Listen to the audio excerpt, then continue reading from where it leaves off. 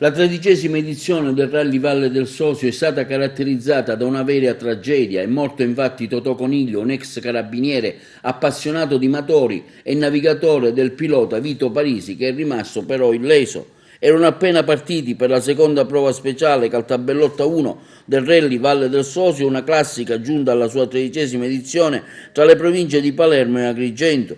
Ma Salvatore Coniglio, di anni 54, carabiniere in pensione di San Cipirrello, con la passione per le corse, non ce l'ha fatta, non ha raggiunto il traguardo, è morto in un incidente sulla strada provinciale 37 incontrata a Favara di Burgio. L'auto, una Renault Clio Williams, era guidata da Vito Parisi, un esperto pilota, e insieme formavano l'equipaggio numero 32.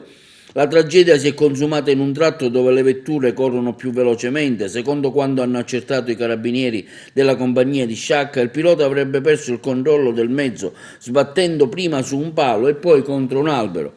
Purtroppo un incidente drammatico, di quelli che spesso succedono nei rally. L'auto è uscita fuori dalla strada, un drammatico appuntamento per il povero Salvatore. Come ci comunica l'avvocato Antonio Di Lorenzo, anche lui iscritto alla gara, l'impatto gli è stato fatale, le misure di sicurezza c'erano tutte, è stata una vera fatalità, una tragedia. Salvatore, un amico di tutti, resterà nei nostri cuori. La notizia nell'ambiente si è diffusa immediatamente. Sul luogo dell'impatto sono arrivati, oltre ai tecnici di gara, i sanitari del 118, i militari dell'Arma dei Carabinieri, il medico legale, per eseguire una prima ispezione sul corpo. Il rally è stato immediatamente sospeso in segno di lutto. Gli iscritti erano 97 gli equipaggi. La Valle del Sosio era l'appuntamento conclusivo della Coppa del Trofeo di Zona riservato alle auto storiche.